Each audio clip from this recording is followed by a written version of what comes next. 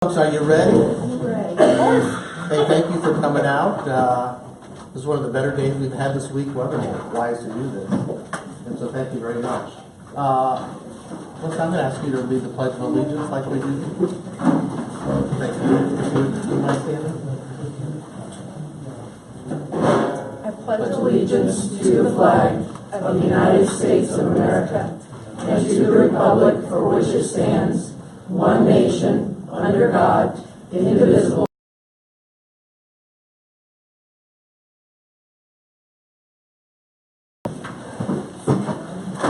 So you may be wondering what I'm doing here on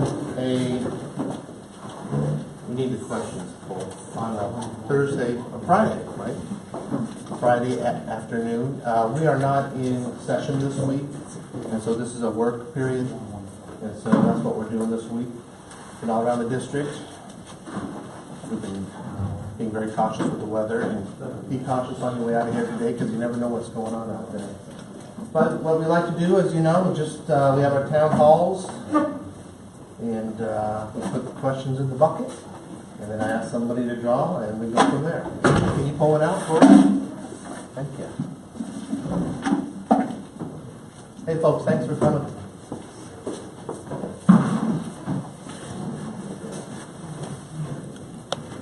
It says here, the recently signed tax law impacts federal deductions in a way that could raise taxes on hard-working Iowans. Why did you vote for a bill that raises taxes on the people you represent?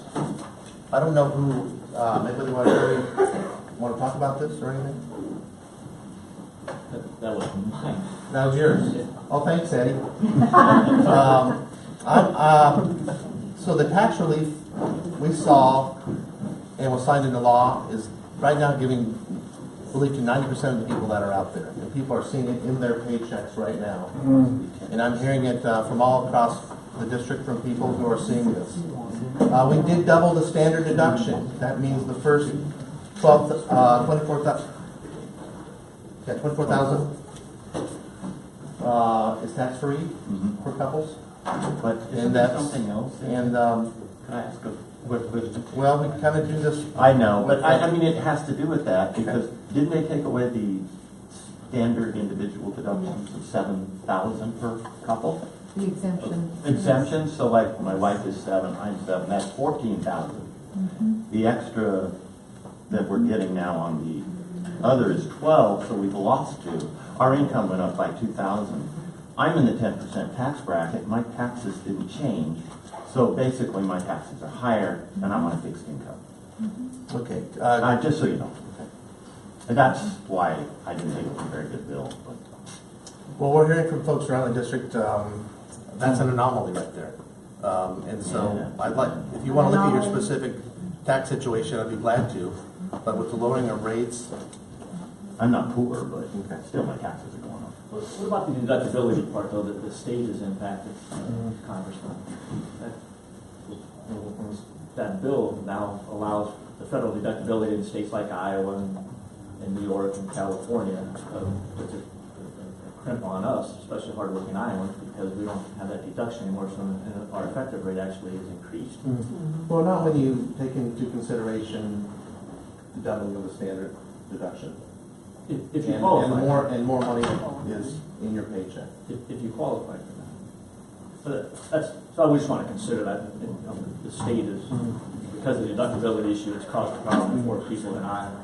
Well, it hasn't been the same in other states where federal deductibility is not part of their state tax code. There's a lot of credits as well that are helpful for families, particularly the child tax credit being doubled is helpful. And there's been a lot of talk about folks concerned with the charitable deduction, and that did not change. I'll see if I can draw mine out. Oh, they all feel the same, doggone it. I didn't draw mine out.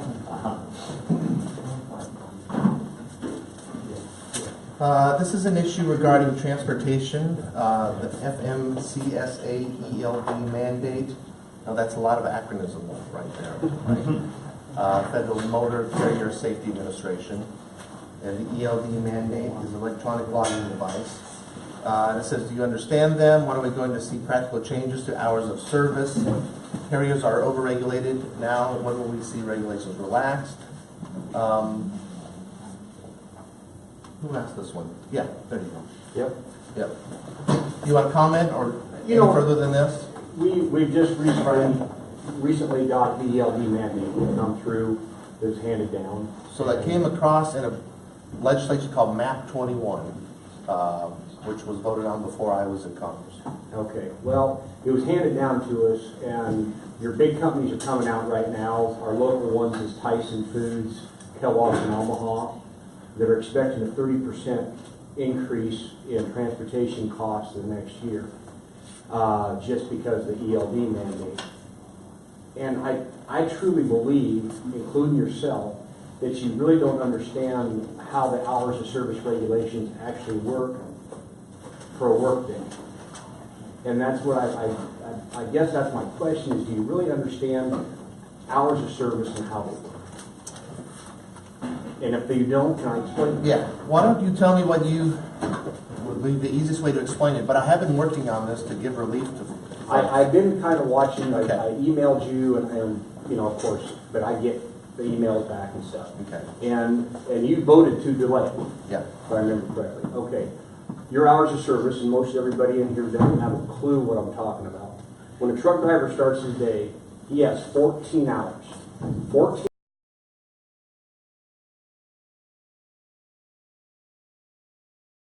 hours. Now, 14 hours sounds like a lot.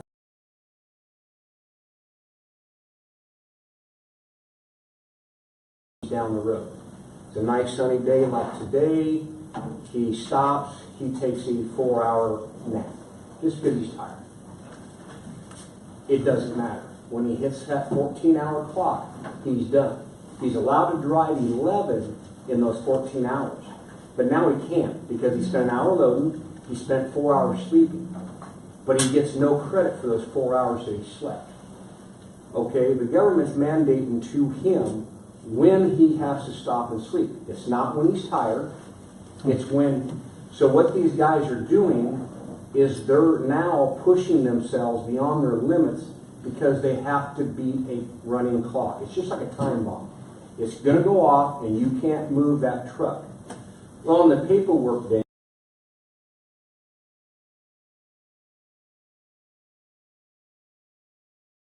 because they could safely do it. Now they're not safely doing it. Back, I think it was in 2011, they come out with new regulations on the 11-hour and the 14-hour rule. Well, the drivers were allowed, anytime they took more than 2 hours off at a time, that would extend their 14 hours out to 2 more hours or 4 more hours or whatever. So they could stop and sleep. If they wanted to sleep 7, they could sleep 7 and then extended their 14.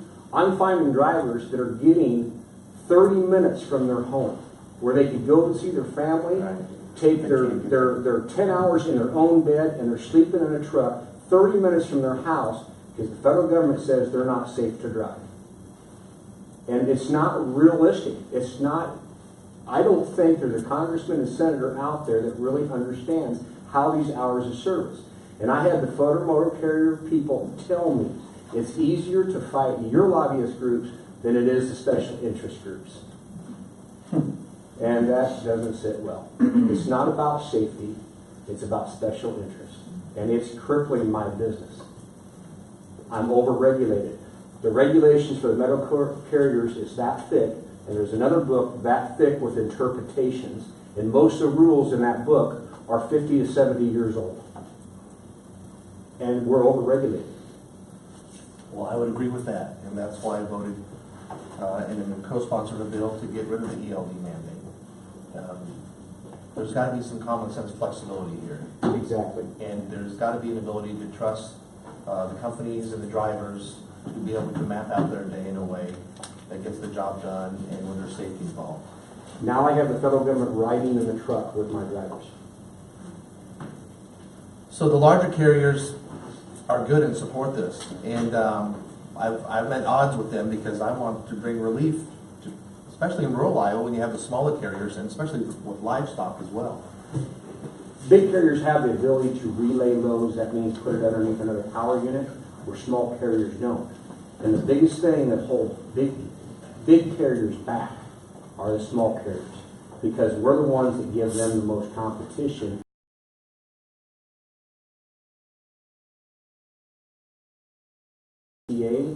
It supports it. That's why big carriers like Werner and those support it, is because they can live with it.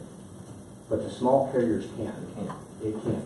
And those big carriers know that this can drive out some competition. It already has. Yeah. That is why Tyson is estimating that their cost of transportation in 1 year is going to go up 30% because of lack of trucks. There's not enough trucks, there's not enough drivers.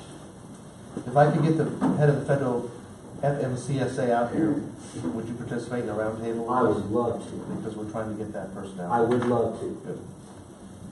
Right now, it looks like the only relief that we are able to be getting anybody is on the livestock side, because you can't just stop with a truck full of cattle or hogs and say, hey, can I put these out in your yard tonight? I'm on the other side. I'm ones that kill them. I'm in refrigeration.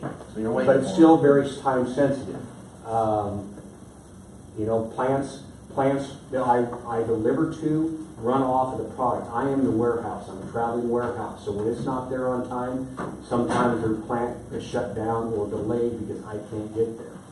And the federal government doesn't care whether I run into an accident, if I run into bad weather. They don't care if I'm delayed, you know, because of illness. They don't care. When that 14 hours is up, they want you to stop for 10 hours. Well, I'm trying to bring relief, and I'm co-sponsor of the bill. I'm trying to get the FMCSA here so they understand that it's not a one-size-fits-all approach. And you yourself have just as much concern for safety as anyone else. Yes, I do. Yep. Thank you. Thank you. Let's try to grab I'll yours. try one more time. I mean, I've got 3 of them in here. Chances. No dice? No dice. Gotta stay out of the casino. This is from Amy. Congressman, I want to thank you for your support and co-sponsorship of the SAFE Act, HR 113. My question is, would you consider co-sponsoring the HART Act, HR 398? This bill ensures swift disposition of animals rescued in federal fighting cases. Yeah. Tell me more. So the two main points of that, they are detained for longer periods in the shelters and rescues, causing more behavior issues for the animals themselves, and more stress and more cost for the shelters and the rescues. So the money has to come from somewhere. So to get them out much quicker, get them in a home, move the process along. Are there any state bills or initiatives that would deal with this in any way? I have not seen any state Okay. at this time. Be glad to do some research on this. I have your contact information. Okay. Anything else you want to talk about? I don't think so. Okay. You know who the sponsors of that bill, HR 398? We can find out. You don't I have can pull it up. I have it if you Okay. want it real quick. It is John Catco and Judy Chu, Okay. along with Jim. I'm gonna totally bum that in Wisconsin, and Sheila Jim, Jackson. probably Jim Sensenbrenner. Yes, Yeah. yeah. Yeah, that sounds like a good bipartisan piece of legislation. Thanks. Matt, did you want to? No, I don't want that. Third time's a charm. Maybe. No, not mine. This is from Jill. It says, do you agree with President Trump that our teachers should be armed? Hi, Jill. You want to expand on that a little bit, or just go? As it states, do you agree with him Okay. that we should start arming teachers to address the issues of our students and our children being safe in school?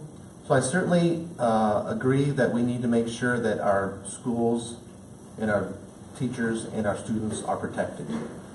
Now, for the most part, I think that's going to be a local decision. I would not have the federal government force schools to have teachers armed. I want teachers to teach, and I want them to be able to teach in a climate where there's no fear and where they're not having to worry about maybe what's at their side. I want them to teach, but I want them protected. I would like to see further expansion of what's called the COPS grant program. And further, I would even support further federal funding for that. And the COPS grant program allows municipalities, localities to apply for funds to maybe put other police officers on the force. And in conjunction with school districts and those municipalities, if they want to have a security officer or police at their school, that's the approach that I would take. But I think that's going to be a decision made at the most local level. And I would not force that on our schools. So the local level, if this local level over here decides to do one thing, then the kids in another school won't get the benefit of having, you know, all the mass shootings that have been with AR in schools have been with AR-15s pretty much. It's such a common, I just live in Glenwood, Iowa, and I'm a lifelong Iowan.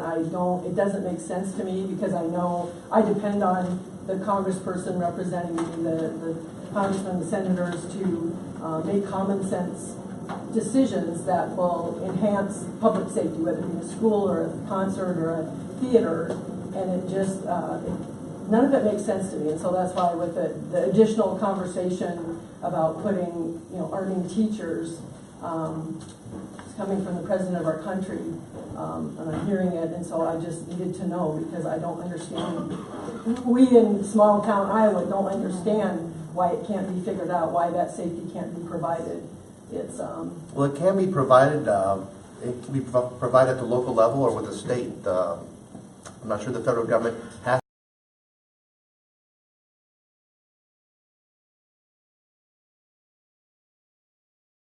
but the federal government already does because they're allowing those guns to be.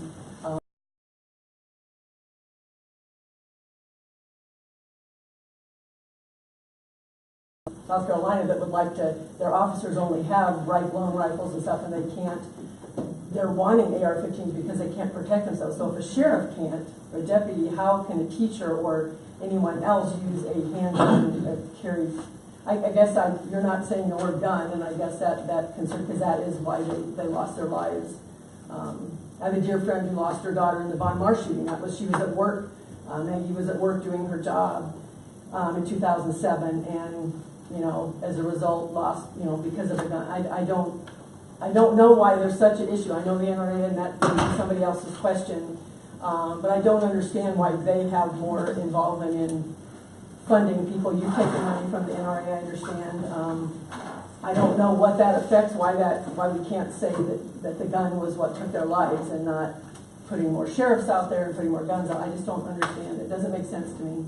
Yeah. Or more regulations. What are these regulations going to do? They always come up with a way to get around these regulations. The shooter in Texas, he was an ex-military guy, and he fell through the cracks, and they didn't put him. They didn't put him in the register that say he got dishonorably discharged. So why? So more regulations. I'm with those kids in Florida. BS. We need to get rid of the assault rifles. That's the tip of the iceberg. Get rid of that. You get rid of these gun shootings.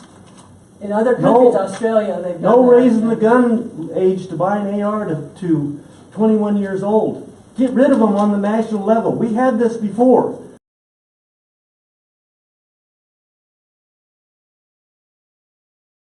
With legislators like yourself taking money from NRA, and of course, when the Sandy Hook thing happened, there was a big outcry. Oh, this is going to change the outlook.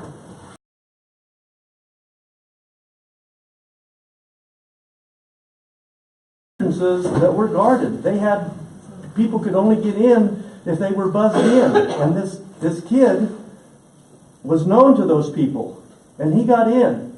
And you think 21 kids or 23 kids and so many adults, but the conversation should not be about changing regulations. It should not be about changing the age to buy these. These are military grade rifles that are designed and manufactured to do the most harm to any living person that you aim them at, or animal. I've had guys come in and say, oh, they're great to shoot coyotes with them, because you just...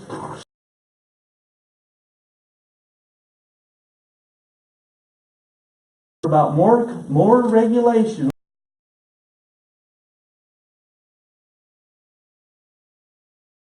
Yes, We need actual congressmen to stand up.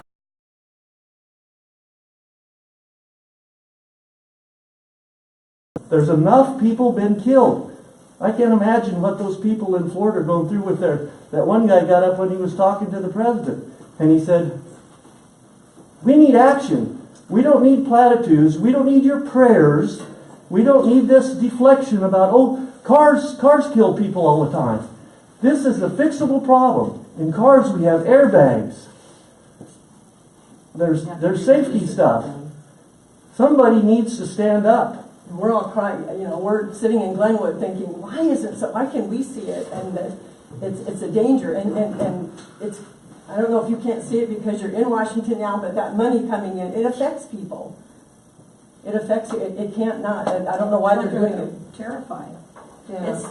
It's worse than when I was a kid and we were doing duck and cover drills. Yeah. That's how, I was terrified during that, but I can't even imagine being afraid to go to school and not knowing if someone's going to shoot me with an automatic weapon. They don't have a chance. They just don't have a chance. And the damage it does inside somebody when one of those bullets goes in, I don't know how anybody can justify that, why they have to have it. Maybe you can give me some insight that I don't know. This is very helpful, I think, to have this discussion, and thank you for telling me this. Thank you for coming here. We've all been thinking a lot about this. We as a country, here today, members of Congress, we're all horrified by what has happened, and we try to find a way to figure out why this happened. You can't legislate evil away, unfortunately. If you could, we would do it. So you have to look at what is the cause of these problems. You look at access issues. I'm willing to look across the board at everything that's on the table right now and even put more on it, because I don't think it's necessarily a one single issue or it is one single or that issue. may cause it's one single cause us to issue. stop. If you eliminate the assault rifles, you will eliminate the issue. You still may have somebody come in there with a handgun. And that's what happened in Virginia Tech with the handguns. So I think you have to do nothing? to go back. Yeah. I'm not saying do nothing. I'm saying we do need to act on this. When Australia acted on it, they had one mass shooting, and I know they're a different country, they're not populated as much as we are, I'm sure, but they did something because they said, this is ridiculous, you can't have children mowed down, students mowed down, and it changed. Now why would that not be an example? They live a good life, people go to the beach, they have wonderful lives. Why is that? I'm embarrassed. I have friends in Ireland, I have friends other places, I'm embarrassed what's going on in this country, and I'm doing the best I can do to elect people that'll make a change, and I'm seeing the people that are in there, which you just happen to be one of them right now, I'm not hearing say, we need to get rid of AR-15s. Under a Republican president, isn't it under Reagan that we had the original ban on assault rifles? I don't know, it just, none of it. used to be able to have them, and then you can have them. Yeah. And we don't, people don't. And I don't know why. I don't know why people's lives aren't as important now as they were during those 10 years and it was less. Agreed, you can't get rid of everything. And mental health issues. Other countries have video games and they have violent movies. They have all of those and they have things. mental illness. They have that in other countries, but they don't have, why are our children less important? Well, that and our health care. They don't have Right down this access. way. They don't have the access to the AR-15. That kid, and this deflection I'm talking about, President Trump did this. He blamed the FBI. Well, the FBI didn't do this. The FBI didn't do this. And one of the things I had heard, that the first thing that the FBI is going to do is pick up the phone and call Broward County in Florida and say, what happened with this kid? He was all over the place. They had people come to his house like 30 times. They knew that he had mental issues. And the state of Florida allowed him to buy an AR-15. He shouldn't have been able to buy one. No. Yeah, but if they weren't there to They couldn't buy it. that's the point. If they weren't there to buy, he couldn't have bought one. Because I think in Florida has a handgun law that they can't buy a handgun. Right, he until couldn't they're buy a 21. handgun, but he could buy an AR-15. AR-15 Yeah. legally. It was Yeah. purchased So that- legally. Because 18 is the age of purchase. So So we started. Can't drink, but you can buy an AR-15. So we started talking about the original question was about schools. can I follow up on that? Because I do Sure. have a specific question. Will you vote against arming teachers? Will you vote against it? That's a yes or no. That is a yes or no question.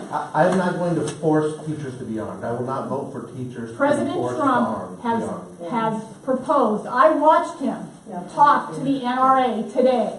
No, C-SPAN, CPAC, whatever. I watched it live. I watched him yesterday. I have a daughter who is a teacher.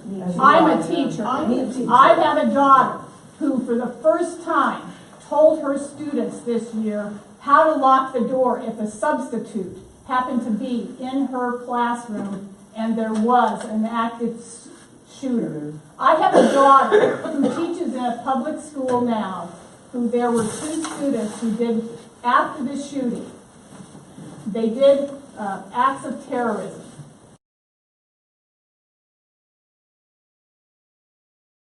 Family members who are in the public schools every day, you cannot understand the depth and the breadth of this. I have watched, I'm a former teacher, I'm a former union advocate. I have worked with this sort of stuff for my entire life. I don't understand it. I don't understand that arming teachers, that having access to AR-15s, I don't understand it at all. I have friends that have heard AR-15 shots fired in their neighborhood in Montgomery County. During the daytime, they're farmers. They walk outside their door and they've heard it. So this is not something that's away from here. These are here. Yeah, I know, and I'm not going to vote to mandate that teachers be armed. Well, do that. but the problem is, at this point in time, there could be teachers assigned to, if they had concealed weapon licenses, they could be mandated by the employer. If you're talking about local control. But I would not mandate that from the federal government. That's a Well, local issue. I don't want to get into the school to mandate their security policy. That isn't, apparently But I you've want not, every school no, to have, apparently you have not been in a classroom. I was in one yesterday. No. I mean as an employee. Correct. You have not. So it's a totally different situation. It is not to be, and by the time any armed teacher could get that concealed weapon out of that, wherever it's concealed or held, her entire classroom would be gone, including her. You cannot fight against an AR-15. No handgun could have taken that young man out, because they would have been mowed down, just like the students that would be mowed down in the time it took her to take, her or him, to take that concealed weapon from wherever they had it on their person. And honestly, I don't know why you would want concealed weapons in a school district where you have, where the kids could have access to them. I mean, even a concealed weapon, even if you have it as a concealed weapon, you have the liability of it falling into the hands of someone who would do harm. So I'm just saying, Congressman. At the federal level, I would not mandate that teachers be armed. I'm asking you if you will vote against legislation that comes from President Trump that would move to authorize arming teachers. I'm asking whether you will vote against that. I would vote against authorizing or mandating that teachers be armed. But if a local And you would break party school, lines? a local school, Yeah, I mean, that's just my philosophy. I like local control. I want those decisions made from the local level.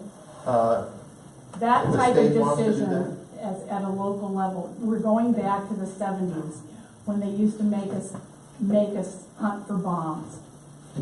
The PE teachers got assigned to go on bomb searches. They evacuated the buildings, and the employees, whether you wanted to do it or not, were told that was local control. You were authorized. You were authorized.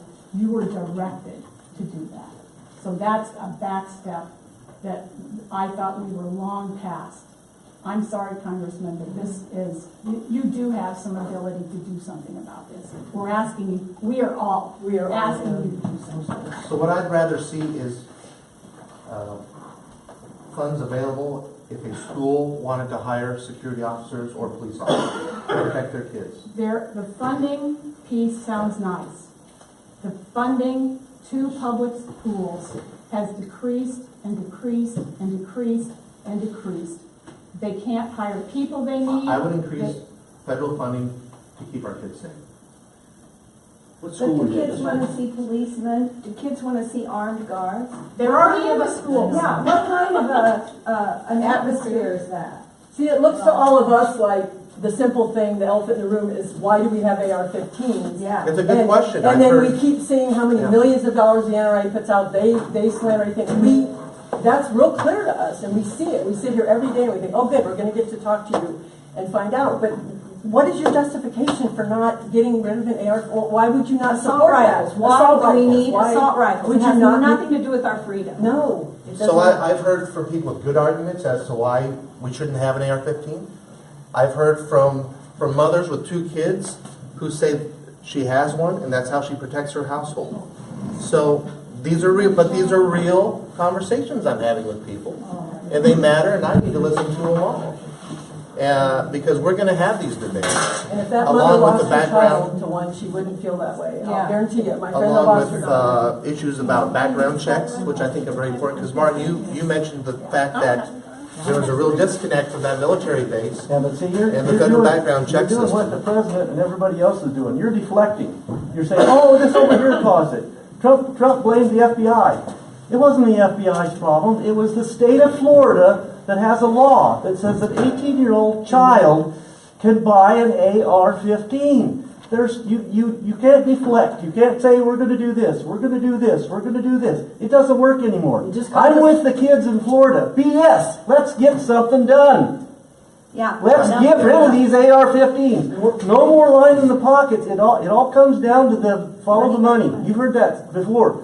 The AR-15 is a lobby for the gun industry. They know that if you they know that if you ban assault rifles, they're going to lose a massive amount of income. And they'll support somebody running against you. Yeah, and they'll we know primary that. you. We're Yeah, islands we that know live in how it small works. towns, but we know it.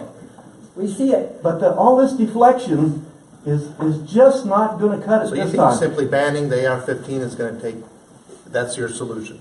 Well, No, it's a hell of a lot better Because solution. I We think need to there's, have outlaws everywhere, or we can actually focus on being civilized.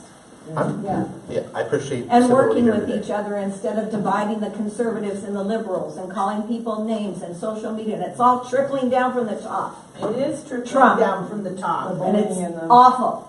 There's, I've never seen we anything have like there's no holds barred. It's just, we're all gonna do what we want to do. They criticize the kids for being disrespectful to Marco Rubio at the CNN town hall. How can you say that when you have the GOP president who is calling people little Marco and calling people names? How can you tell students that they are articulate? They're scared to death. They were trying to be gunned down.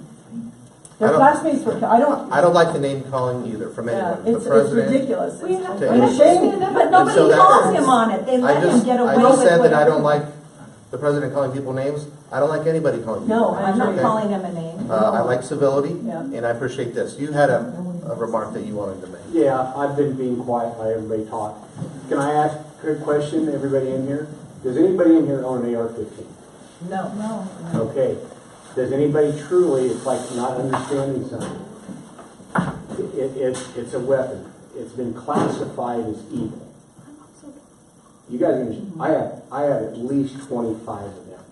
Why do you have them? Because I enjoy shooting that gun. I have them in just about every caliber that's built. They're precision shooting.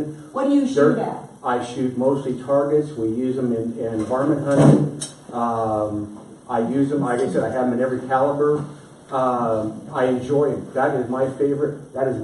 So gun your to joy shoot. is more important than those kids' lives. No, but That's what it sounds like to it me. sounds terrible that Yeah, there's it hundreds does. of guns out there that You're will like, do I enjoy exactly shooting my the same targets. thing that an AR-15 will. The same thing. If that shooter down there, and it's awful, trust me, it's tragic. I couldn't imagine being in that. But if that individual had gone in there with a shotgun, they'd had to use a scoop and a mop to clean up. It it would just desecrate the place. How many shotgun shells do you put in a shotgun, a pump shotgun? Yeah, how many shots to can you nine. get? And you have to In a minute. reload, and And, there's a chance that somebody. you know, So and that's- like maybe one would have got blown But I'm away just saying, instead of- so because somebody does something wrong with something, then you want to take away No. my rights. That's mine. I have them. I custom build them. I've got them. They're red. They're blue. They're black. They're camo. My kids shoot them with me.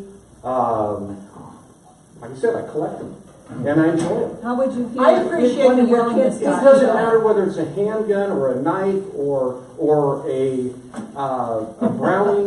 Browning automatic or whatever. Or a car, or a car. Cars are made. Yeah, cars will kill kids too, don't they? How far would he have gotten They're without made to knife? kill Come them. on. But They're no, made that's to what I'm train saying. people. But if you take that gun, Chicago, go to Chicago, banning stuff. We ban drugs. They don't illegal have school drugs. shootings in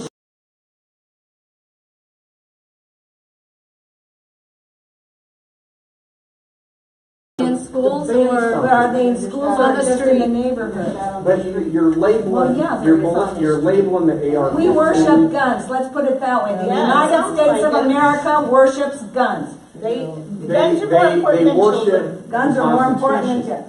No, and it has nothing to do, It has to do with When Constitution. the Constitution was written, they had muskets. It's my and yeah, I do. I they fully didn't have agree. AR-15. If teachers want to, they don't need to be don't want a gun mandated. in my If they building. choose to carry in the classroom, More a guns coach, is not the a answer. janitor, a principal, an administrator.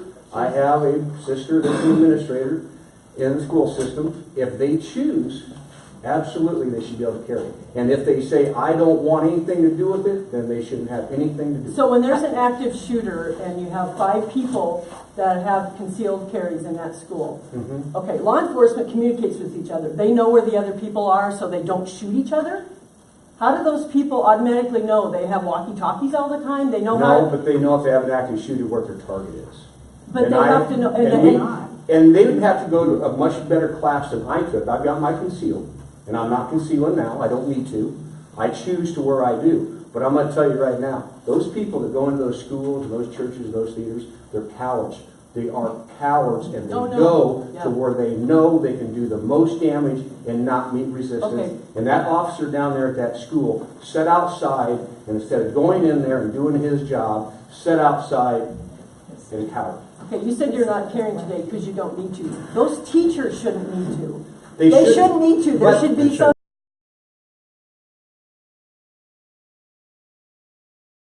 So whatever, you can't, anywhere you are in this How about country. the House of Representatives on Capitol Hill? yeah, that's not Yeah. security. Have you ever have to go have to your guns all locked up in the Yes, gun safe? I have 6 safes, and they're all locked But up. so there's security in the Mars, U.S. House of don't think Representatives. that- I think our schools should have security too. our They do. kids. Most I of want to them. mandate the Only because you teachers. need combinations. Yeah, I'm yeah. not for that. But if that AR-15 hadn't been there, guess what? The It one wasn't my kids would be AR-15. alive. Okay, It we're wasn't- safe, it wasn't folks. AR-15. So these are, Get back to this, everyone have their questions. As you can tell, it's a town hall very, turned it's into a what's in all of discussion. our hearts right That's, now. that's not a bad thing necessarily. if you don't want to. Congressman, It's not a bad idea. it's been a good discussion. You can see the emotion people have. Would you support background checks though? So that's what I wanted to talk about as well, enhanced background checks. But what does that mean? Ensuring that the states are doing all the reporting that they need to do with the federal instant background check system. Somebody should at least be able to pass this as well- check because they didn't have to work in the White House.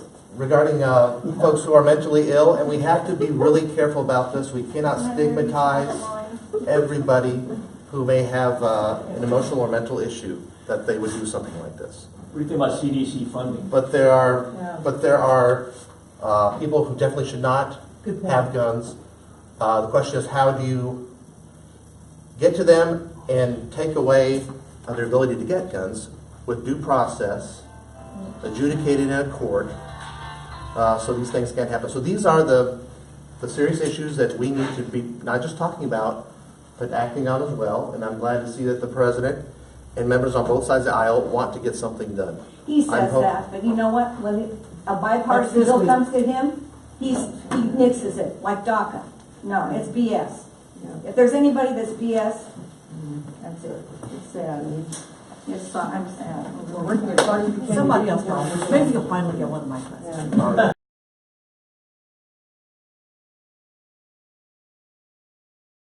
I knew that somebody else already had that covered, or I would have asked. At what point do we say enough is enough? Is that you, Martha? That would be me. Jared K. is once again amending his security clearance. Why does he continue to have access? You want to expand on that? I don't think he should be given any. He's I think he changed should be under his the stuff same again. rules He keeps. as everybody else. Yeah, so how long does this go on for the entire administration, that he has access to the top secret information, and he, President's daily brief. because he keeps having to add information to cover what he hasn't told. I've heard some discussion from colleagues, particularly on the Intelligence Committee, who take security issues very seriously, as we should.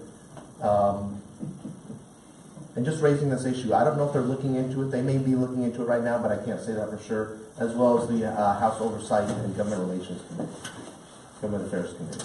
But I don't think anybody should get that special treatment if anybody is, whether it's a relative of the president or anybody else. I don't think he should be working in the White House from the get-go because he is a relative of the president. But that's neither here nor there. I don't have any say about that. But this is plumb ridiculous.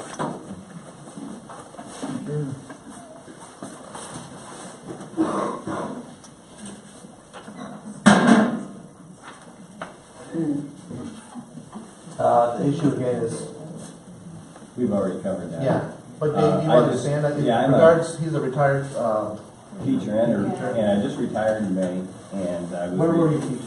I was I've taught in Blair, Nebraska, Nebraska City, Nebraska, Atlantic, Iowa, and I was an administrator in Iowa for 29 years. And I don't want to go back over plowed ground already, but I just, from that standpoint, from my standpoint, I think that aspect of arming teachers required, either locally or nationally, is the dumbest thing I've ever heard. I can't.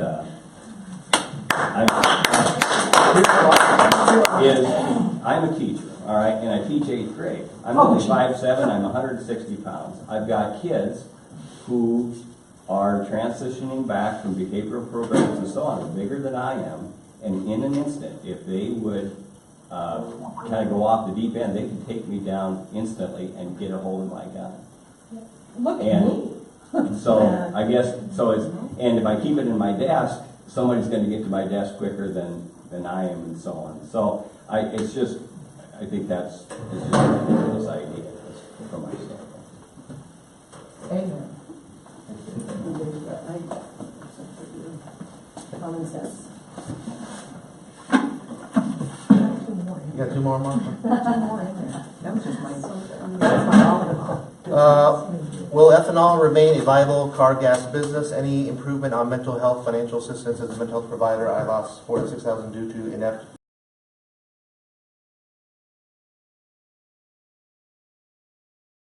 Expand, particularly. Well, first of all, on ethanol, we've got some fights on our hand on that one, particularly with the big oil states. Right now, Ted Cruz is in the Senate is holding back our Iowa Agriculture Secretary, and we want Bill Northey to get confirmed, but his nomination is being held up by Ted Cruz over the RFS ethanol. I hope we see some light at the end of the tunnel on that, and if somebody's going to hold a nomination and filibuster, let's have them really do one and go to the floor and do it, then call it for a vote. But renewable fuels, whether it's ethanol, biofuels, whether it's wind, solar, geothermal, renewable fuels have done great for our state in terms of economically, wind, as well as our environment as well. And we want to be good stewards of our environment. This is a way to do it. And as well, I think we need a diverse energy portfolio, and we certainly have it here. And when we have a diverse energy portfolio and we can be more independently dependent on ourselves, we don't have to worry about where petrodollars go and those kind of things overseas. Okay, so on the mental health side, tell me about, as a provider, what kind of provider are you? Counselor, mental health. Okay, here in the county? Actually work in Omaha. In Omaha. Well, welcome to God's country. But we also do Iowa. Okay. We're in Iowa. Yeah, I'm sure you do across the river in Council Bluffs and probably into Mills County and up to Harrison County. Right. Okay. So you're not the first that I've heard about regarding the problems that we're having right now. Sure of that. And I've heard of, and I'm also hearing about improvements by others who have had some issues with getting things approved as well as being paid in a timely manner. Hopefully. 'Cause Yeah. It's been a while. It's been a while. It's been a while. Our business just said, we're not dealing with it anymore. Not dealing with it anymore. Okay. That's too bad because that means, but you're still helping those people out, I hope. Or does it cause a trickle effect? Free of charge. God bless you. When they call. Sad. Yeah. I think there can be some improvements that need to be made done in Iowa. That has primarily been 49. a state level issue, but I've had my issues with the MCOs and also making sure the governor's office and the MCOs know, and Director Foxhoven at the health department, that these people are providing services. They're not being paid in a timely manner. Many of these providers are getting loans from banks just to cover payroll. That's not right. I hear it's getting better, but I also hear of these issues here and there where they're not. And if you would contact us or anybody else to make sure that we know about these, we can lean on the state to say, hey, look, there's an issue here. You have to address it. Thanks for what you do. Didn't this tax thing that go through the big tax relief cut back Medicaid and Medicare and all of those kinds of things? It's Medicaid. Not Medicare yet. So in the tax bill, there was nothing regarding Medicare, Medicaid, or Social That's Security. what they're projecting they're going to do. It's just projected get at the this money. point that they won't have any money for it. Because Well, there's just a totally Or is different it a Russian issue bot? regarding Social Security. yeah.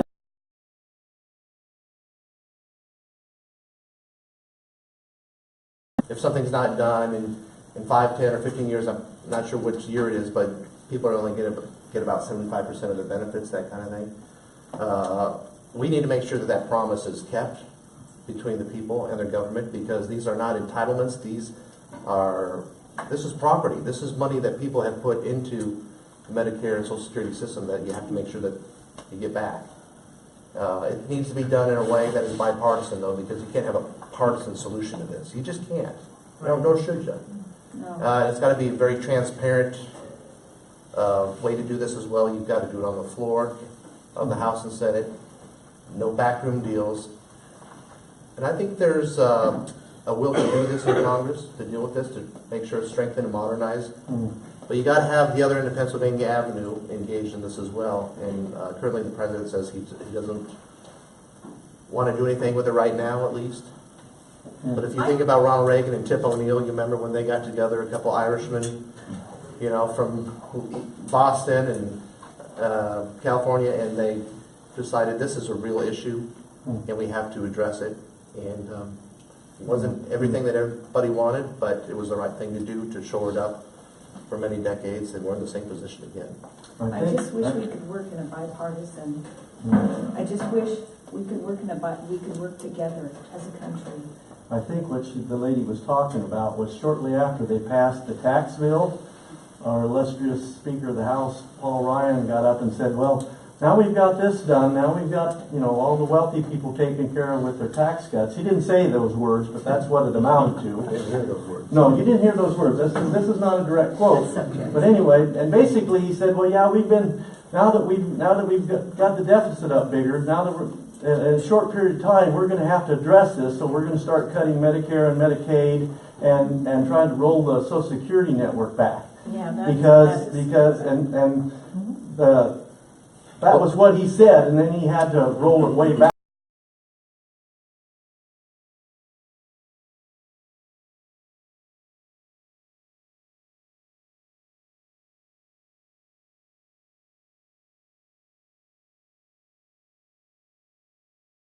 Drops out my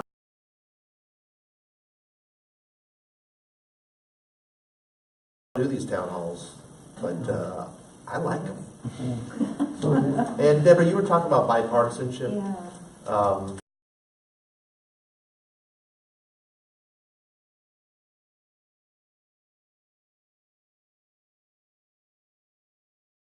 They are bipartisan. You don't hear about the But the health care anti-human one trafficking and the tax bills one. or veterans bills that we're doing, or even education bills, those things.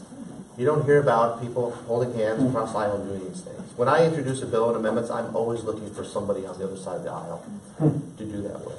But if it's not controversial, you're not going to hear about it on TV unnecessarily. And issues like DACA or immigration and healthcare, some people are just really steeped in their beliefs and principles on that. But you too. He's trying to You're like a couple of high school sweethearts. What's going on? He wants to say something. Yeah. No, Yeah. my concern was, when they were doing the, tax bill, they did not, was it the tax bill or was it, yeah, it was the tax bill. And any of the debates, how they would not work with the other across the aisle. That's the part that bothers me, where they had these closed door sessions. And they did it in the dead of night and What would not was done in let the the dead of other night? party participate.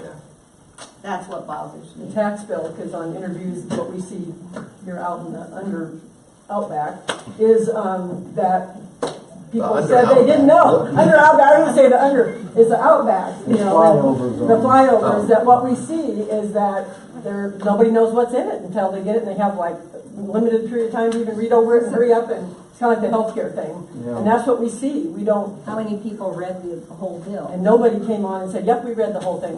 It's not just excused. So Then they we feel have very out stuff in the of touch. margins. Yeah, out in the margins. So it's hard. Thanks for your question, yeah, and your comments.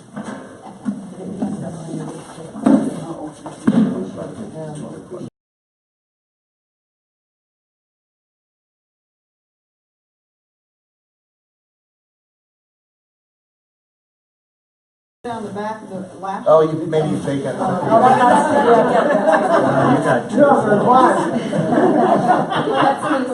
You Are you questionable? Doris is using her again.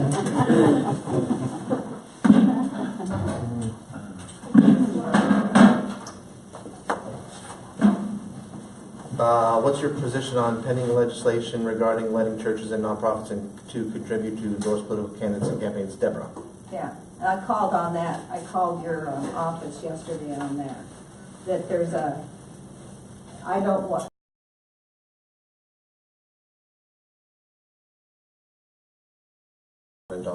Yeah. It was in the tax bill in the House version, and then it was taken out in conference, and so it did not become law. Okay, that's good. So, That's good. We yeah. need that separation. I'm a Catholic. I go to church all the time, but I don't want my religious views superimposed over other people's. If let's say it became law and became in effect, and that churches and mosques and temples could get involved politically and endorse candidates through the pulpit, would that affect maybe where you worship? Because do you think it would just basically create a marketplace where, well, they just preach the gospel here and they endorse over here? Then God gets politicized, and Yeah. I'm tired of everything's politicized. And, you know, it wears you down. I've never been so tired in my whole life. I really haven't, and it's not just from getting old, it's the whole Onslaught. climate. Yeah, it's bad. On that respect, and we work together, I'm tired, but I'm also very, very motivated to get individuals that represent me that will Yeah, I've got take a stand and either way for what's right. And Good. I so think that's important. I I'm think putting it's- everything and all my yeah. time. Do And you think that our current leadership is, with that separatist attitude, that you as Senate and House are becoming, listening to each other a little bit more? I mean, I don't know. I'm thinking that what's going on at the top is probably trickling down a good thing. People are going, wait a minute, this is not where we want to be. This is not our country. I think people more and more are demanding that their members of Congress talk to one another. And they're demanding that their members of Congress, and I think they should be at all levels, the most local.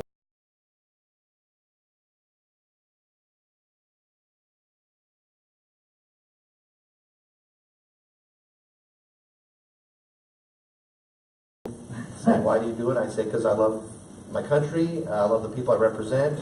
We're not always going to agree. You know, we don't send out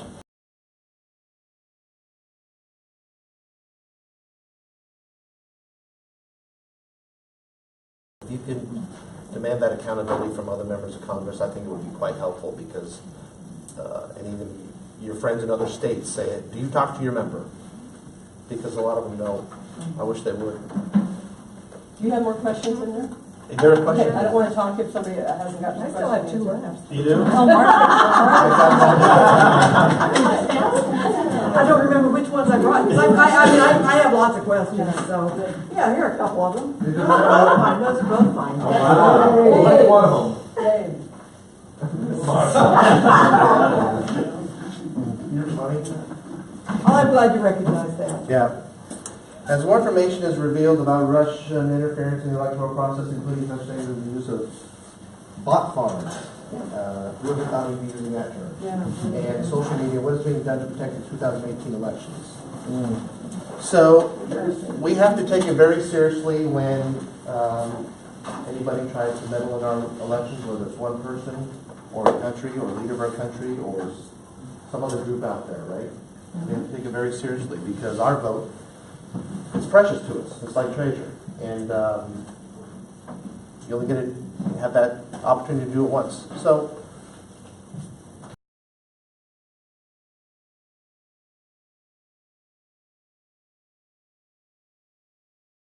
no, but it just reinforced the seriousness of this. And you're not calling it fake? So it puts us on call about the opportunity to try to do some things. Number one, what did they do? You know, they put ads on the internet.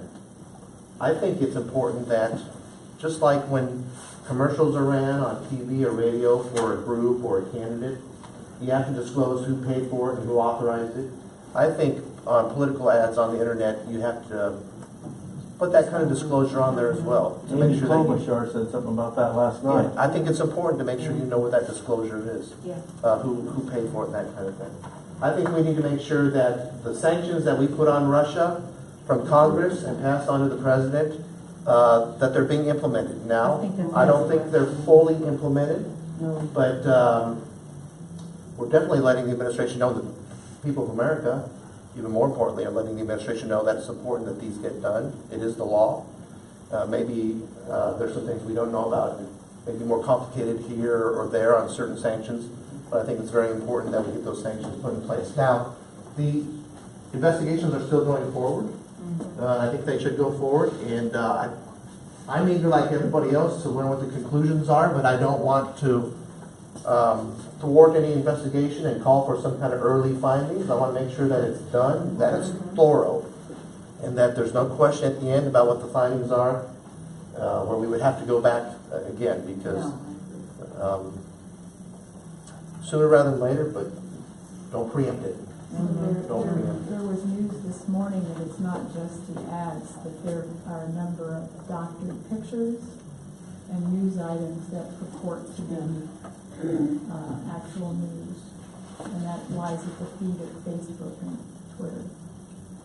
So I'm hoping that with the investigations, there'll be some findings and recommendations as well about what to further do on this, but I don't think we should wait for those. We should try to do some things there. Yeah, because that raises the question.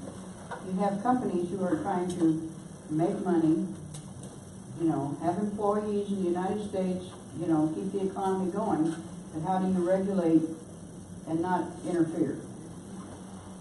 That was your other question, right, Doris? That was another one of those things. I think my other question was about how can the president be compelled to impose the sanctions that Congress. Okay. That was my other question. It kind of touched on that. I would like to know which ones aren't And we're asking those questions in Congress right now, and why aren't they? And the American public, more importantly, are asking those questions. But, we're a little bit over, but I want to thank you for coming out to Henderson and Mills County. It's a beautiful day here. It's a beautiful day anywhere now. I want to really thank you I appreciate everybody's passion. I really do. I think it's important, those things within us that we're passionate about. We have that passion. Thank you for the civility. You know, it was civil. You know, don't think that it was. I mean, Can I ask?